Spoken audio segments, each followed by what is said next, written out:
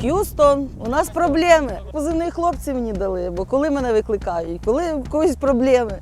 Х'юстон, біжи, побігла. Завжди кажу, перше, турнікет, повинна виробитися м'язева пам'ять. Вони мені там накладуть пару разів і кажуть, все, досить, ми знаємо. Ні, вони повинні його накласти 1000 разів, 1500 разів, тому що в стані такого шоку вони не зможуть зреагувати швидко, а м'язева пам'ять, руки будуть самі реагувати і самі будуть накладати той турнікет.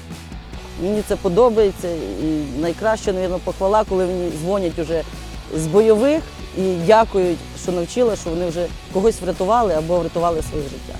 Головне хотіти, бажання і все в їх вийде. Навчання зараз дають, я думаю, на вищому рівні. Якщо хочуть навчитись, вони навчаться в будь-якому випадку. Просто треба хотіти.